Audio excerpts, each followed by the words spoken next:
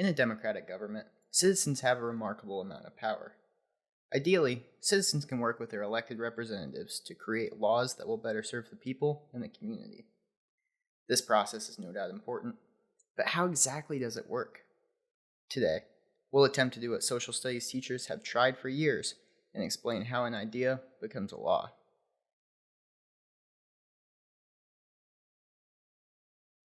In the United States, there are three branches of the federal government: the executive branch, made up of the president and his cabinet, the judicial branch, made up of the courts, and the legislative branch. The legislative branch of the federal government is made up of two bodies that make laws for the nation: the House of Representatives and the Senate. The House of Representatives has 435 members, and the Senate has 100 members. Anyone elected into the House or the Senate can introduce a bill. First, a bill is introduced in Congress by either a senator or a representative. Depending on where the bill originates, it will either be labeled HR for House of Representatives or S for Senate.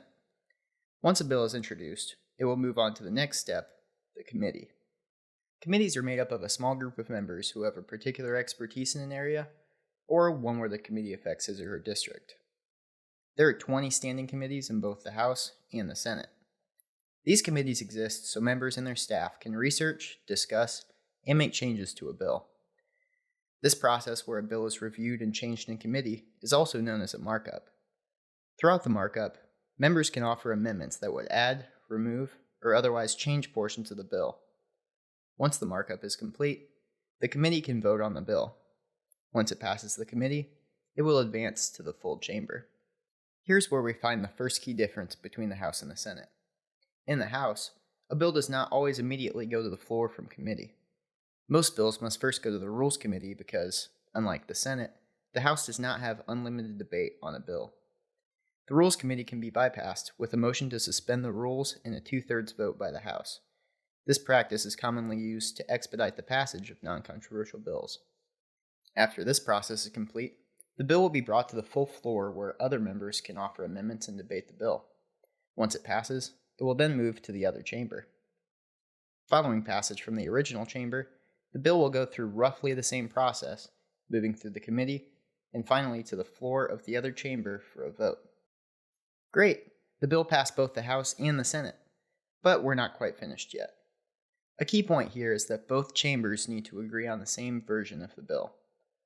Often a bill that passes one body will have slight changes on the other side. If that's the case, the bill will go to what's called a conference committee. A conference committee is bicameral, meaning that it consists of members from both the House and the Senate. Most major legislation is sent to a conference committee. This committee will work through the differences between the versions of the bill that passed the House and the Senate to create a consensus bill, known as a conference report, that will need to be passed by both the full House and full Senate. Finally, the bill is sent to the president's desk, where he can veto the bill or sign it into law. It's not easy for a bill to become a law, and that's probably for the best.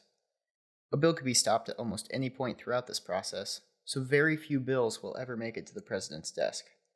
This process ensures that each bill is carefully considered by multiple bodies before it's enacted.